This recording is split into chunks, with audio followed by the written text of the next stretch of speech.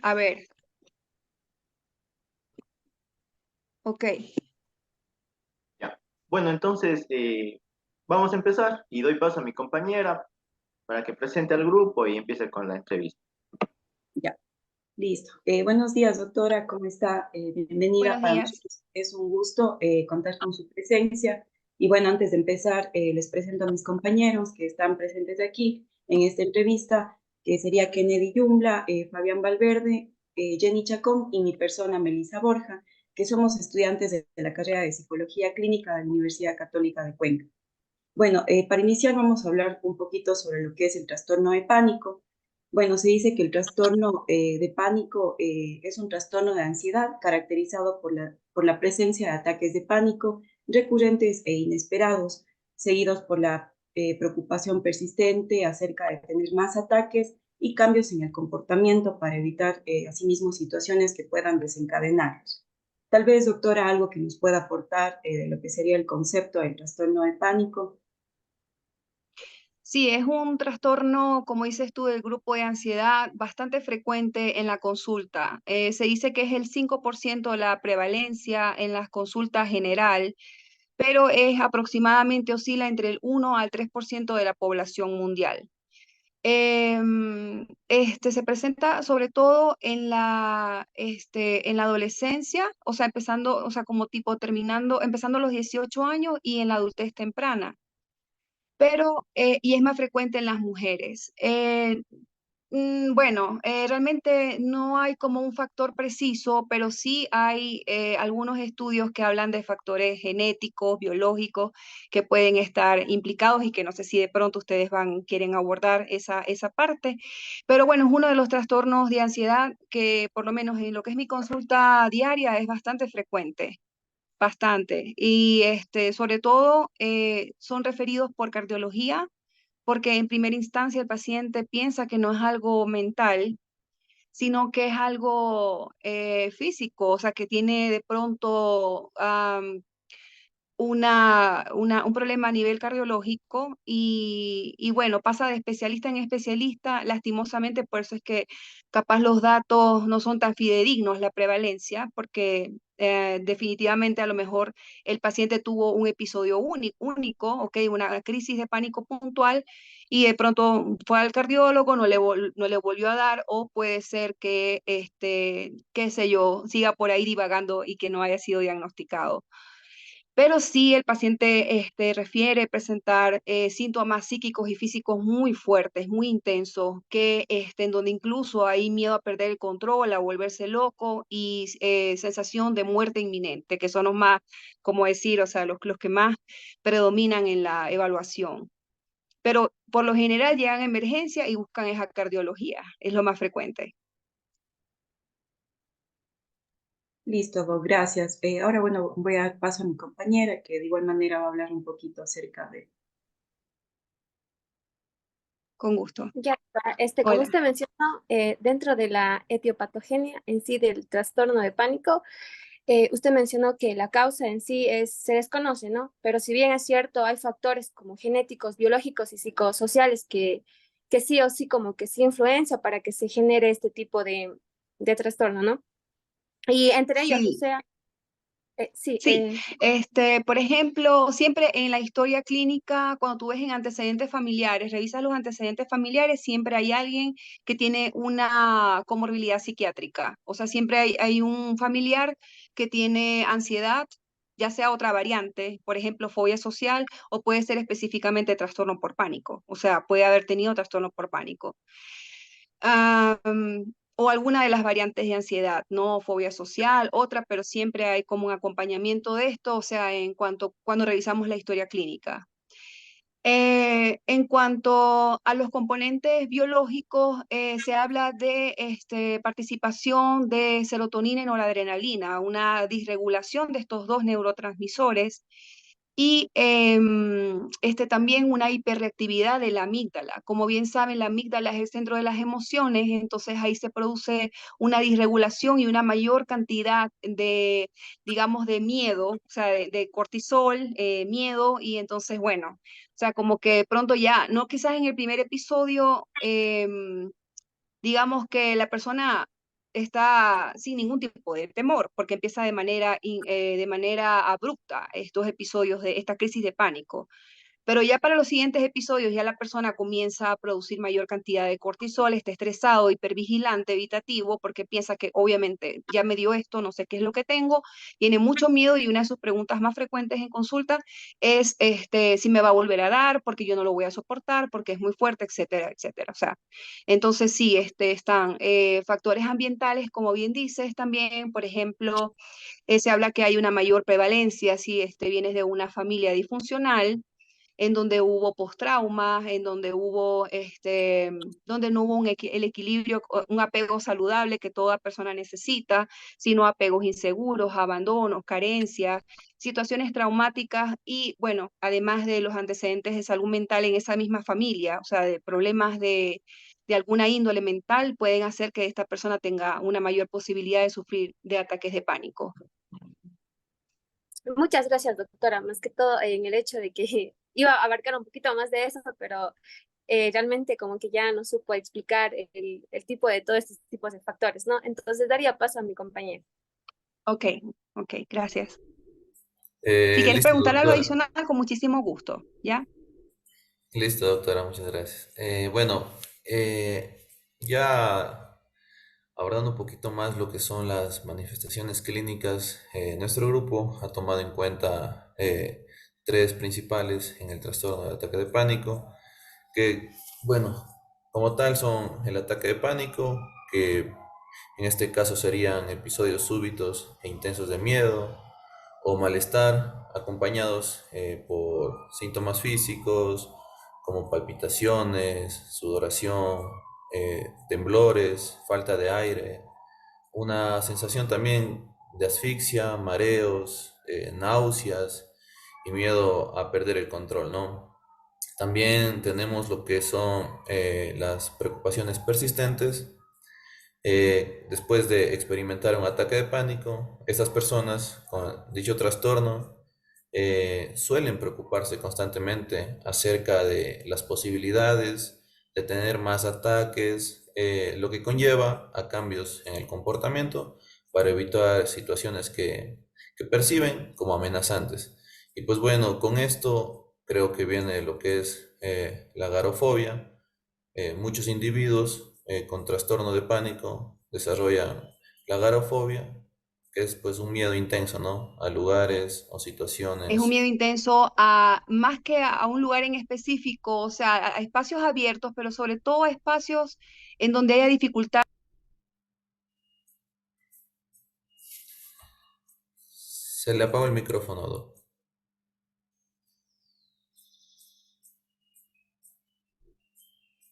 Perdón, ¿me escuchan? Sí, Sí, Doc, ahí está bien. ya, perdón. Y ahora los escucho mejor a ustedes. Ok, más que el tamaño del espacio y todo eso es la sensación de no poder huir de un cierto lugar. O sea, la sensación de, porque los ataques de pánico pueden ser con o sin agorafobia.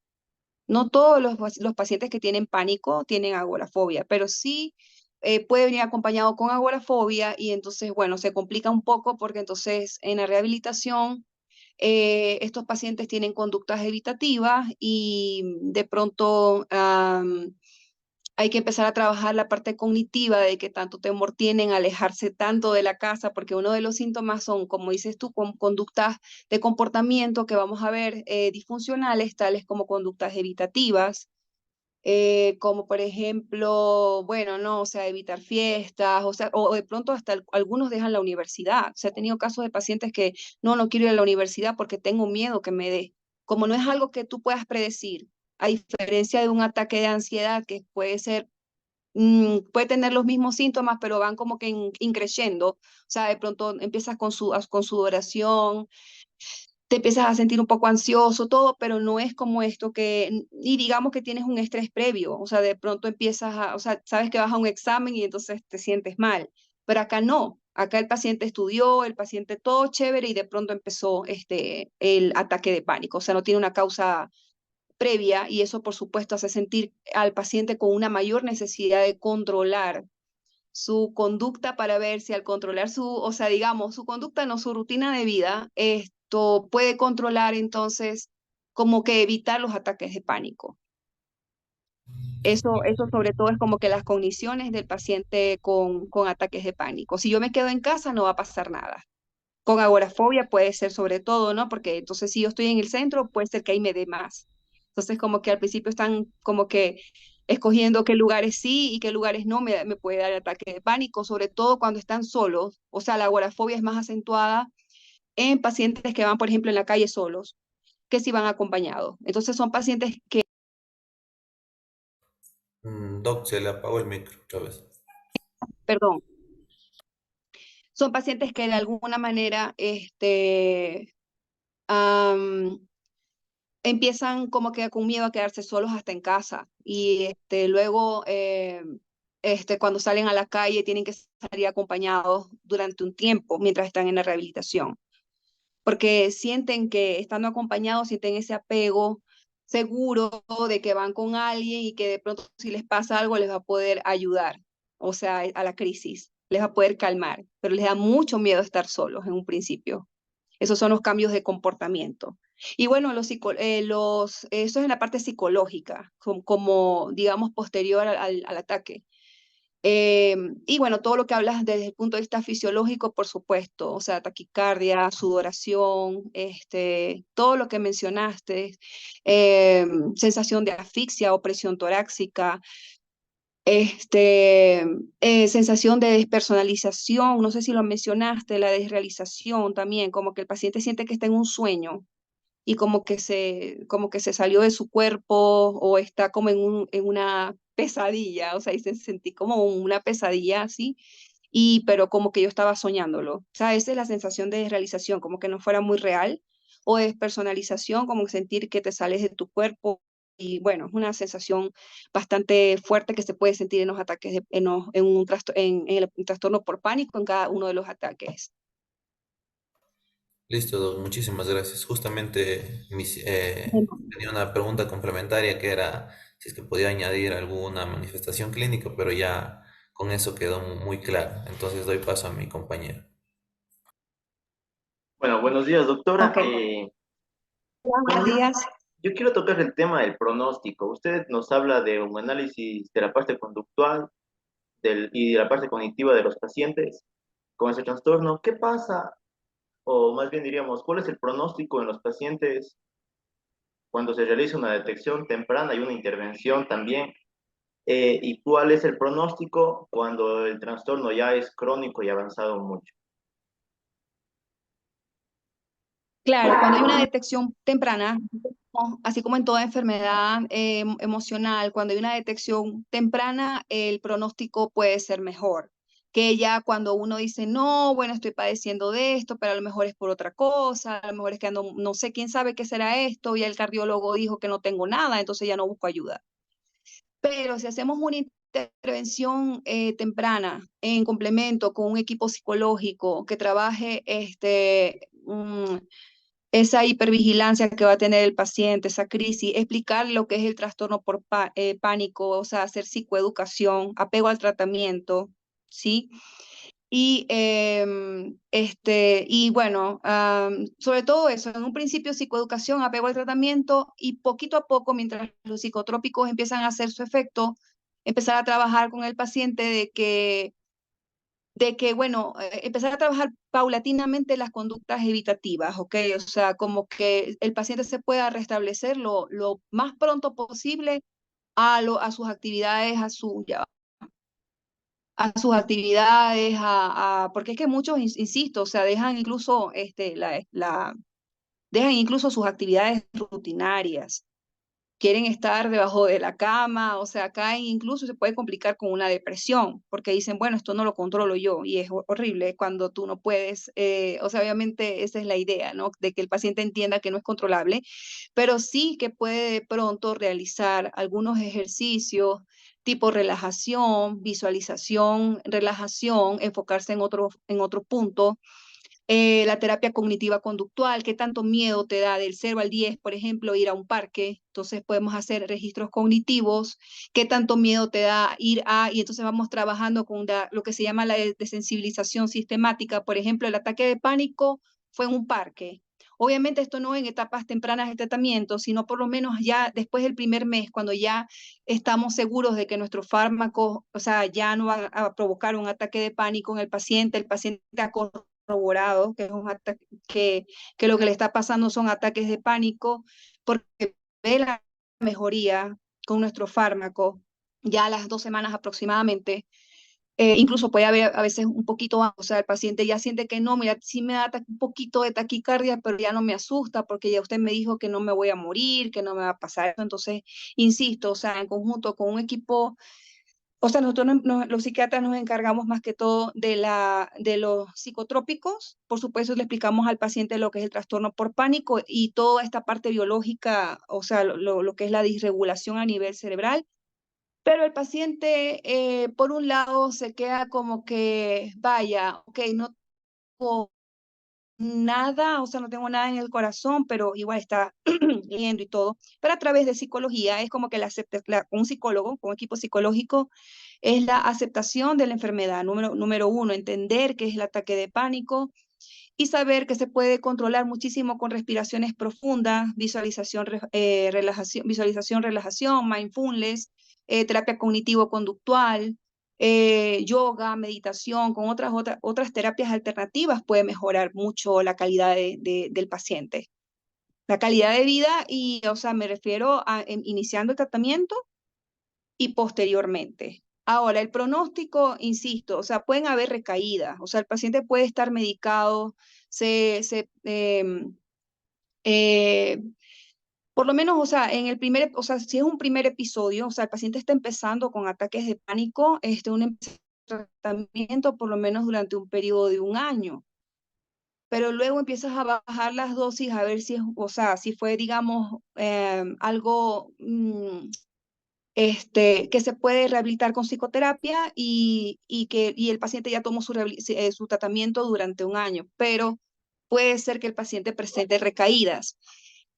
Hablando de la parte psicoterapéutica, sí, ¿de qué depende el pronóstico y las recaídas? Bueno, el pronóstico y las recaídas depende de que el paciente asista o no a terapia psicológica. Quiero que sepan mis estimados psicólogos, ya futuros psicólogos. Depende mucho de que ellos sientan confianza en el terapeuta y que cuando ya estén mejorcitos ellos puedan empezar a trabajar como que su niña interior, el niño interior, qué fue lo que pasó en la infancia, factores biológicos, qué ha pasado. Y bueno, de alguna manera, saber que no es el fin del mundo, o sea, que esos síntomas, si bien pueden volver, pero nunca va a ser con la misma fuerza, mientras ellos estén en terapia dual, psicológica, psiquiátrica. Listo, muchísimas gracias. Bueno, continuamos, compañeras, con las preguntas. Ya. Bueno, dentro del tratamiento farmacológico, ¿cuáles son los fármacos que más se recetan y cuáles son su función principal en el tratamiento del trastorno? Ya, bueno, por lo general nosotros utilizamos como primera línea los inhibidores selectivos de la recaptura de serotonina, específicamente la paroxetina. Está como fármaco de primera elección. También se puede utilizar otros inhibidores selectivos, como, bueno, está el escitalopram, está, por ejemplo, se puede utilizar la sertralina. Pero en todo caso, o sea, el de primera elección y, o sea, según estudios es la paroxetina. Incluso ahorita existe una versión CR que es de liberación controlada, la cual ya no se, o sea, no da síntomas gastrointestinales como podía dar la paroxetina de antes.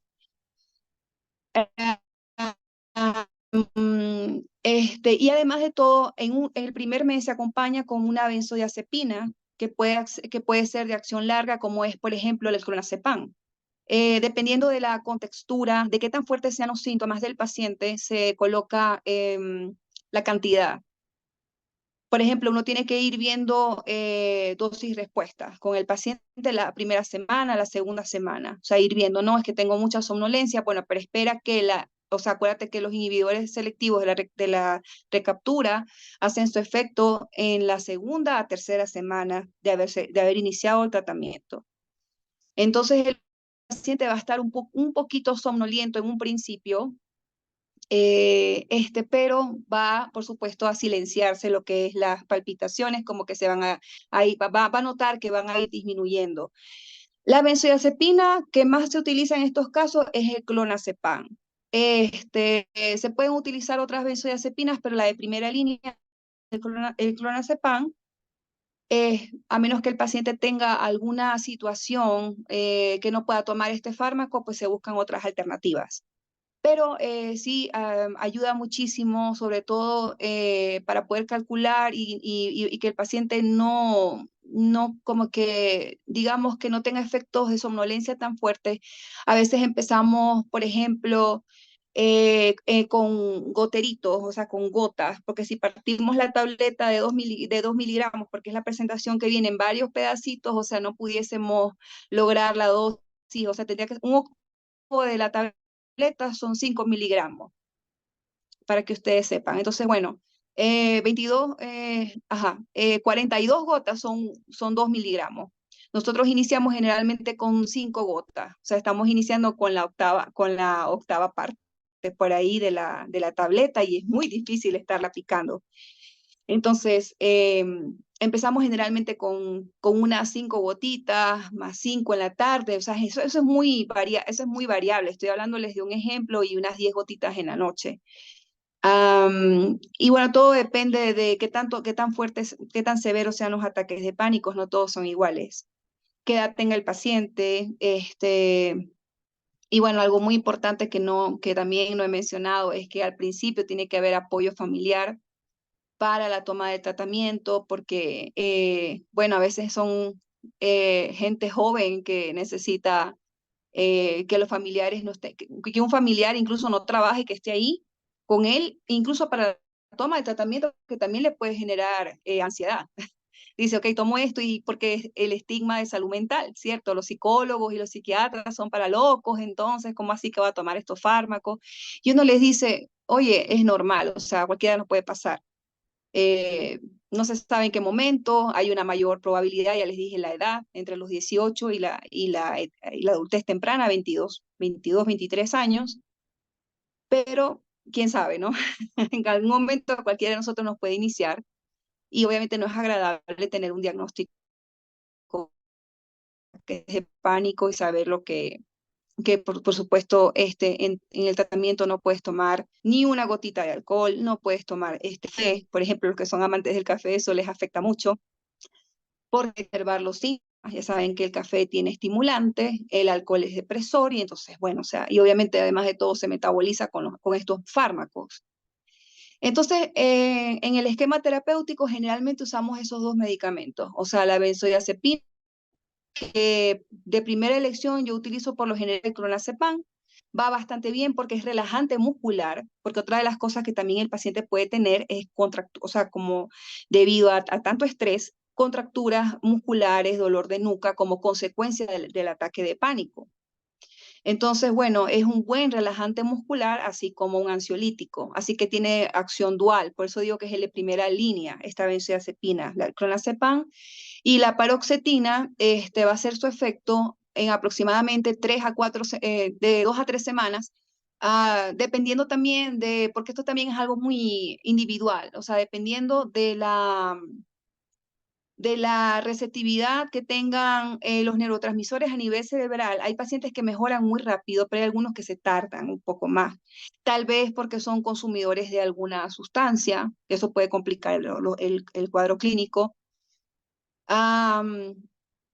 O de hecho, o sea, hay personas que empezaron de pronto con ansiedad, pero se les complicó porque dijeron, bueno, para calmar la ansiedad yo consumo tal sustancia X, o sea, por ejemplo, en este caso cannabis es la más frecuente aquí en nuestra localidad, y pueden empezar con paniqueos, o sea, con ataques de pánico bueno, que ellos manifiestan que es horrible, pues, ¿no? Obviamente hay que descartar eso, o sea, porque hay que indicar que estos ataques son por el consumo de sustancias. Entonces, eso es importante. Y por supuesto descartar cualquier otra enfermedad médica también es muy importante porque en el hipertiroidismo, en algunos problemas hormonales, el paciente puede tener sintomatología muy parecida a los ataques de pánico. Y por supuesto, cardiópatas, ¿no? O sea, si tienen taquicardias, lo primero que hay que descartar es que no vaya a ser que estén con un problema cardíaco. No sé si a lo mejor me quieren preguntar algo adicional bueno, no sé.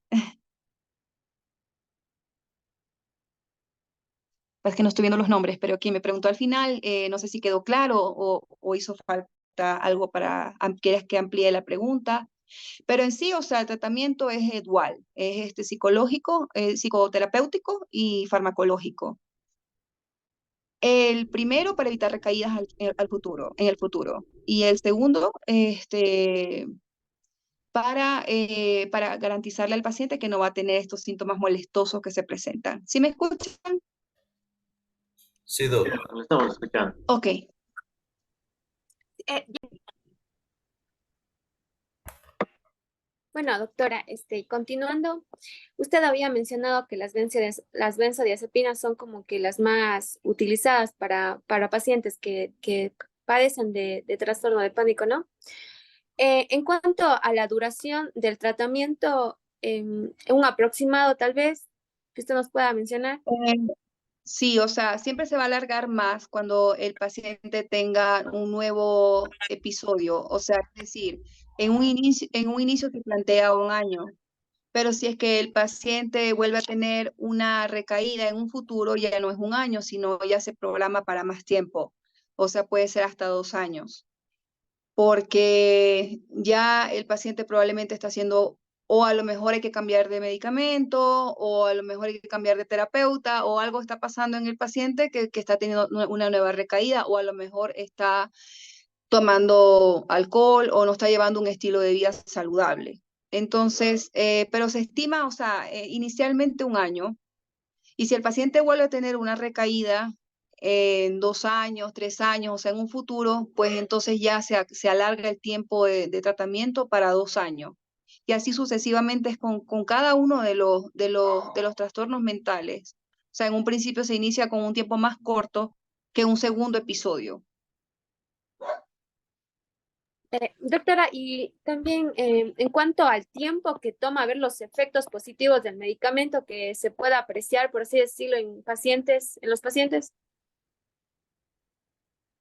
Bueno, la benzodiazepina en un inicio va a hacer que el paciente esté más tranquilo, porque como son ansiolíticos, pues lo que va a hacer es que va a evitar estas descargas o que estas descargas sean tan frecuentes, o sea, estas crisis de pánico, o que el paciente sienta que se están haciendo espaciosas y cada vez más leves. Pero en aproximadamente un mes, o sea, ya vamos a ver un cambio a las 2 semanas. Pero al mes ya podemos empezar a bajar la benzodiazepina, la dosis de benzodiazepina, y podemos quedarnos con el inhibidor selectivo. Como decir, al mes llegamos al pico en donde revisamos si seguimos con la misma dosis, iniciando con 20, si es la paroxetina normal, la convencional, o 25 la C40, que es por lo general la dosis antipánico, aunque hay muchos pacientes que responden muy bien con 20 miligramos. ¿Ok? O sea, con 20 miligramos o con los 25, pero hay algunos que al mes hay que ver la respuesta final, por decir, ya quedó como que el resultado, para ver si tenemos que aumentar a 50 si es la serie o a 40 si es la paroxetina convencional.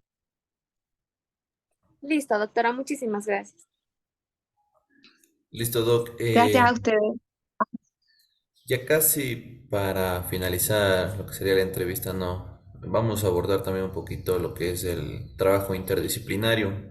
En este caso, ¿cómo se comunica el psicólogo y el psiquiatra para coordinar un tratamiento y ajustar las estrategias según las necesidades del paciente?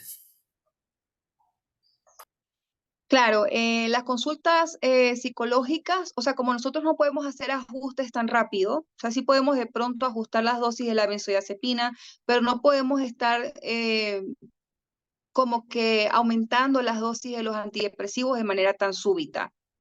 O sea, tenemos que ir cada 2 semanas, cada 15 días ir aumentando el antidepresivo, porque si no podemos adelantarnos a los resultados. O sea, podemos decir no sirvió y no ha pasado el tiempo. Por supuesto, siempre ya uno va viendo si el paciente, o sea, como que a la semana ya va sintiendo un poquito más de alivio, pero no el resultado final que ya se empieza a ver, como les había dicho, a las 2 semanas con un pico máximo al mes para tomar decisiones de aumentar o cambiar de antidepresivo, específicamente los inhibidores activos. En tanto que la psicoterapia puede iniciar y pueden ser sesiones semanales o yo, por ejemplo, veo que planifican 2 sesiones semanales en un principio cuando el paciente está asustado, no sabe por qué está tomando esto, porque está un poquito sedado o tal vez porque le está pasando.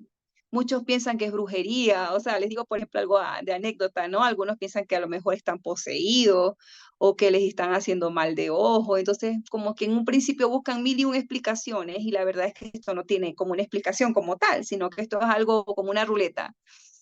Entonces, sí que hay factores, como habíamos hablado en un inicio, pero a la final puede ser que incluso no haya un familiar como tal diagnosticado, puede ser, ¿no?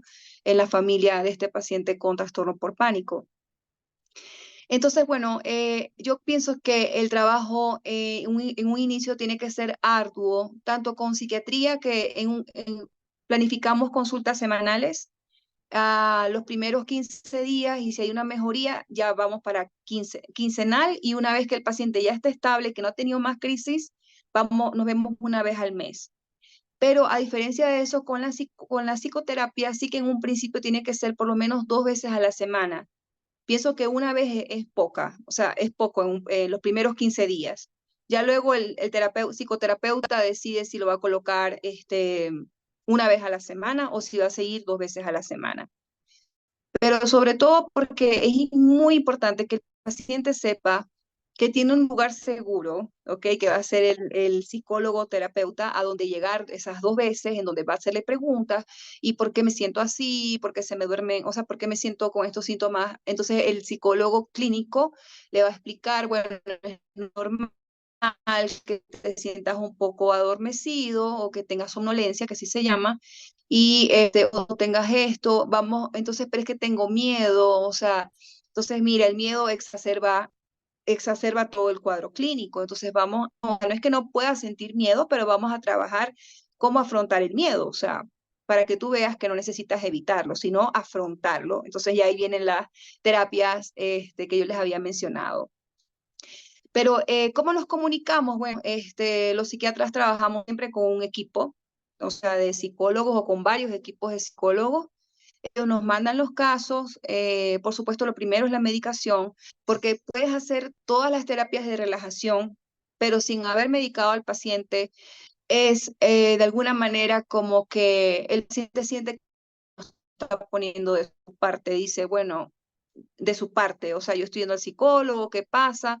Entonces, los psicólogos tienen que estar conscientes de que primero tienen que ir al psiquiatra para medicar y cuando el paciente esté más tranquilo, que ya sepa que era algo cerebral, ya entonces pueden ir a donde el psicoterapeuta o psicólogo clínico con alguna terapia en particular que maneje para, sobre todo, poder relajar al paciente ante un miedo inminente, porque ustedes saben que uno de los síntomas con los que quedan es con una ansiedad anticipatoria.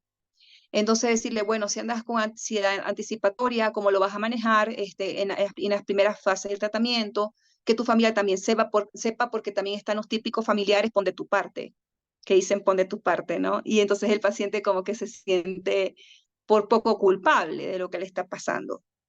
Entonces, la psicoeducación, no solamente al paciente, sino a los familiares también es importante, que sepan que no es que está poseído, no es que le hicieron mal de ojo ni nada de esto, sino que es un trastorno a nivel de neurotransmisores que no puede controlar el paciente. Entonces, la psicoeducación también con los familiares por parte del psiquiatra y del psicólogo, porque a veces dicen, no, el psiquiatra tal vez no, pero le hacen caso al psicólogo o viceversa. O sea, es una cuestión ya de cultura. O sea, el factor cultural tiene mucho que ver con esas creencias o mitos de que, bueno, es que no sé, yo tengo algo o ya me estoy volviendo loco, que es lo que el paciente siente, pero me voy a quedar así toda la vida, es una de las preguntas más frecuentes. Se le indica que no, que tiene que hacer apego al tratamiento, que tiene que rehabilitarse tal cual, bueno, fueras a un maratón y estás empezando de cero, tienes que empezar a hacer ejercicios de rehabilitación psicológica, ¿ok? Poco a poco revisar distorsiones cognitivas si es que las hay. Eh, por ejemplo, puede ser que ese paciente anteriormente haya tenido un episodio depresivo, entonces, bueno, es que sí, yo vengo de una infancia traumática en donde no sirvo para nada, en donde soy incapaz y todo eso fue lo que detonó, o sea, lo que terminó con una crisis de pánico. Pero el paciente de pronto, o sea, la crisis de pánico solamente es la punta del iceberg. Debajo de eso hay muchos factores psicosociales o genéticos, ¿no? Y a veces puede ser incluso que se hayan criado en un entorno en donde hay apego seguro, o sea, un entorno que no sea disfuncional, pero bueno, simplemente le tocó como cualquier otra enfermedad, ¿no? O sea, por ejemplo, lo comparo con hipertensión, puede ser una hipertensión esencial, o sea, que de pronto, o sea, no tenga como que, ay, no es que comiste mucha sal, entonces te empezó la hipertensión, sino que te empezó y ya, porque tiene factores genéticos por ahí. Pero también puede ser por, como ustedes dicen, por factores, digamos, asociados a la infancia o a alguna relación complicada, o sea, que haya salido y sea de pronto se pueda confundir incluso con síntomas postraumáticos, pero lógicamente aquí hay una causa, el postrauma, que es otra variante de los cuadros ansiosos como diagnóstico diferencial de los ataques de pánico. Entonces, bueno, nosotros estamos continuamente, no solamente comunicándonos con los psicoterapeutas vía telefónica o WhatsApp, o sea, sino que a veces hacemos reuniones de trabajo en donde vemos las evaluaciones clínicas. Los terapeutas nos pueden explicar, por ejemplo, los psicólogos clínicos hacen estudios en donde ven la personalidad de base del paciente. Digamos que, bueno, ustedes manejan mejor esa parte de test proyectivos, algunos estudios para saber cuáles son las partes débiles y cuáles son las fortalezas de ese paciente para afrontar esta situación. Eso lo manejan más ustedes, esa parte. Entonces lo necesitamos para poder saber si de pronto ya este paciente venía con algún problema de base desde pequeño, o sea, descartar muchas cosas a través de sus test psicológicos, psicométricos, o sea, sus evaluaciones y si vemos que ya venía con problemas de funcionalismo, de rendimiento, por ejemplo, porque hay problemas en el hogar y bueno, etcétera, entonces ya uno puede saber, ok, él ya venía con ciertas conductas de pronto, o venía con ciertos sentimientos de abandono, tristeza, qué sé yo, que pudieron de pronto complicar el cuadro, o sea, o pudieron, o sea, provocar que iniciara todo esto. Pero eso ya, por eso, o sea, insisto, o sea, el trabajo multidisciplinario, incluso también con cardiología, con endocrinología, porque ya les dije que hay algunos problemas metabólicos o algunos problemas cardiovasculares que se tienen que descartar para nosotros decir, ok, no es nada médico, tenemos que hacerle toda la batería de exámenes para descartar que no sea nada médico. Y luego que ya descartamos, vemos cómo empieza su respuesta al tratamiento y vamos en conjunto con el terapeuta, que bueno, cada terapeuta se maneja distinto dependiendo su corriente, pero por supuesto yo considero que una de las terapias mejores, o sea, una de las mejores terapias, o sea, las terapias de relajación, que utilizan mucho, o sea, de respiraciones. El paciente puede hacer catarsis, no necesariamente hay que terapearlo, sino es decir, o sea, puede ser, o sea, de catarsis habla. Simplemente el hecho de entrar al consultorio psicológico ya es de mejoría. El paciente me dice muchas veces, cuando yo entro a su consultorio, ya me voy sintiendo más tranquilo por si me pasa algo. Precisamente, o sea, por eso es que es bueno al principio, porque es como un bebé chiquito que quiere estar cargado todo el tiempo, así está el paciente al principio, está un poco regresivo, entonces quiere estar se siente bien yendo 2 veces a la semana, por ejemplo, a la consulta psicológica. Los psicólogos, por supuesto, nos van a preguntar, doctora, él dice que está un poco somnoliento, no le explica a nuestro compañero psicólogo que eso es totalmente normal, bueno, que ahorita precisamente por eso le di un reposo para universitario o para su trabajo, etcétera. Entonces, que eso es totalmente normal y válido, o sea, que esté con somnolencia, que en un principio es normal, que eso se le va a ir pasando. Ok, Doc, muchísimas No sé si gracias. quiero... Clarísimo, gracias, Doc. Gracias. Bueno, Doc, Ya, con todo lo que nos ok, cuenta, yo también tengo una pregunta. Ante todos estos ya. síntomas que tienen los pacientes y a causa de la medicación, ¿cuáles son los efectos secundarios que tienen más frecuencia y cómo los maneja? Por ejemplo, hablemos de la sertralina, que causa un efecto secundario bastante fuerte. Pongamos este ejemplo. Tal vez vale cambiar de Sí. medicamento, algo que contrarreste. Tengo también una duda. ¿Es necesario que se tomen dos tipos de medicamentos para el trastorno o más para contrarrestar síntomas secundarios también del mismo? O sea, por lo general, en mi experiencia, sí se puede hacer combinaciones, ¿ok? Sí se puede hacer combinaciones, pero uno intenta siempre con o sea, como les dije, un antidepresivo y una benzodiazepina. Dependiendo del cuadro, porque a veces incluso en psiquiatría en psicología ustedes saben que no, o sea, como que en nuestro repertorio de diagnósticos a veces como pueden haber crisis de pánico con ansiedad generalizada. Entonces ahí vienen otros fármacos también que tenemos que, ¿cómo les digo?, que complementar, porque el paciente presenta ansiedad generalizada, pero también tiene picos, o sea, tiene eventualmente ataques de pánico. El paciente venía mejorando, pero de pronto tuvo un ataque de pánico que es muy diferente a la ansiedad generalizada. O sea, es otro cuadro muy distinto, aunque comparten síntomas, ¿no?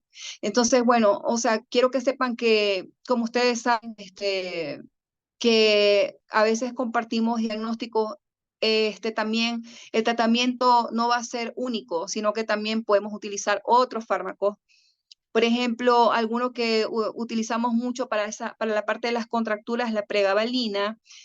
Exacto, o sea, puede ser que el paciente no le haya caído bien la paroxetina, pero también tenemos que ver qué es lo que le está pasando, porque puede que la primera semana tenga síntomas gastrointestinales, ¿ok? O sea, pueda tener ya sea constipación, o sea, puede ser que tenga problemas para ir al baño, que es uno de los más frecuentes. Am, o de pronto puede tener este dolor, o sea, fatiga, como sensación de náuseas, pero eso generalmente yo le digo al paciente que espere una semana, que espere y que use un protector gástrico. Entonces ahí vamos con la combinación del fármaco con omeprazol, por ejemplo, un protector gástrico o patoprazol, o sea, dependiendo de cuál vayas a combinar. Y bueno, o sea, como les había dicho, había una paroxetina CR que empieza con dosis muy bajitas, precisamente 12.5, porque hay de 25, pero ahora hay una de dosis 0.5 que es más bajita para evitar los efectos secundarios, o sea, como para que nosotros podamos irlos viendo. Generalmente, sabes, o sea, en mi experiencia, sobre todo es la benzodiazepina, más que la paroxetina CR, que es la que yo utilizo en la noche, se coloca en la noche, da un poquito de somnolencia, puede o no dar. Ahora, combinar, por ejemplo, paroxetina con sertralina, cuando todavía, o sea, es raro que uno esté combinando dos antidepresivos. O sea, porque puede pasar que ese paciente tenga resistencia a un antidepresivo, pero nos vamos con otro y de pronto va muy bien. Nos vamos con sertralina y resulta que sí obtenemos resultados. Pero para eso tenemos que esperar por lo menos unas 3 semanas, 4 ya al mes para entonces decidir el cambio. Pero hacer un cambio muy rápido, no es lo indicado porque estamos esperando al resultado final de un inhibidor. El síndrome serotoninérgico es una de las complicaciones graves, ¿ok? En donde obviamente tenemos que revisar nuestros fármacos indicados.